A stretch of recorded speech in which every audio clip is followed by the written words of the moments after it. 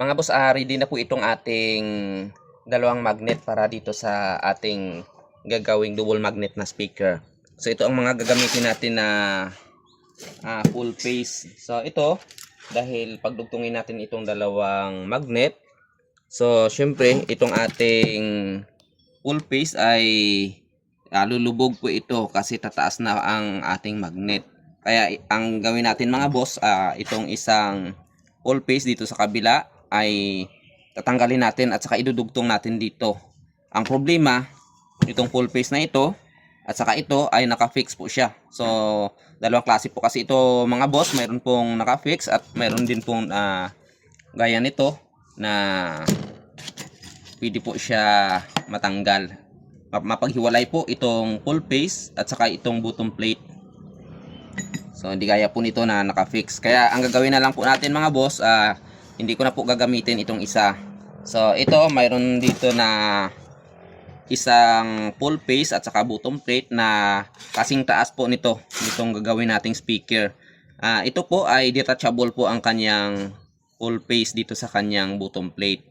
So malalaman nyo kasi ito mga boss kung detachable siya kasi po ito, kung makikita ninyo mayroon po yan guhit. So ayan, ibig sabihin mayroon po siyang pinagdugtungan. Kaya ito, pwede ito matanggal. So ipapakita ko sa inyo mamaya kung paano natin ito tanggalin, paano paghiwalayin itong full phase at saka itong bottom plate. So ito, pagkatapos po natin ito mahiwalay, idudugtong po siya natin dito at saka magwi-weld po tayo dito. So ipapakita ko po yan lahat mamaya kung paano po gawin. Ito, tatanggalin po natin ang kanyang full phase sa pamamagitan po ng papainit sa apoy. So painitan lang po natin ito ng mga nasa 10 minuto hanggang malusaw po ang adhesive na ginamit. Hindi ko lang po alam kung anong klaseng adhesive po ang ginamit dito. Kailangan po ng matinding init bago po ito mapalambot. So ito, nasa 10 minuto na po ang ating pagpapainit sa kanya dito sa apoy. So ngayon, pwede na po natin ito alisin dito sa apoy para mapaghiwalay na po natin itong full phase at saka itong bottom plate. So mag-ingat po tayo kasi napakainit po nito mga boss.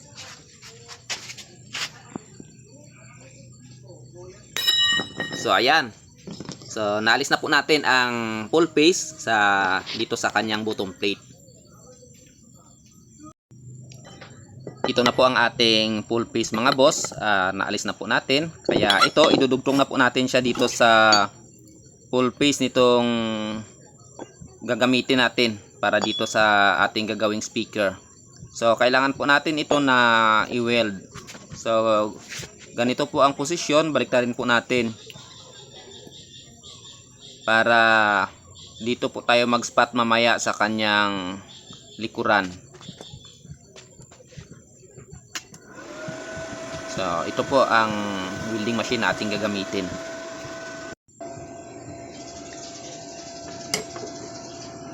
So ayan mga boss, bali dito tayo mag-spot sa likuran para plain po dito sa ating full phase. So hindi na po tayo mahihirapan sa pag-grind.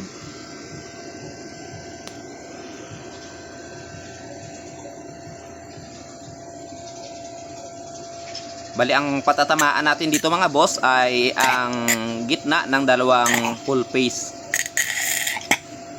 So dapat po ay naka full weld po siya. Kasi nasa loob lang po tayo nag-weld. Wala na po doon sa labas. Para malinis po siya tingnan. Wala po problema dito sa loob kasi hindi naman po ito makikita. Tapos wala pong madidisturbo ito dito sa kanyang breather.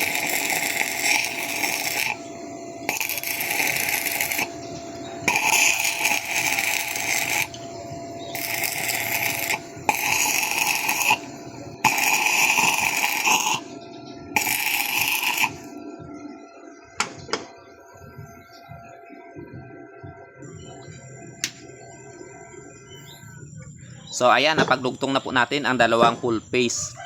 for our next video ay i-align na po natin ang ating mga magnets dito sa ating frame.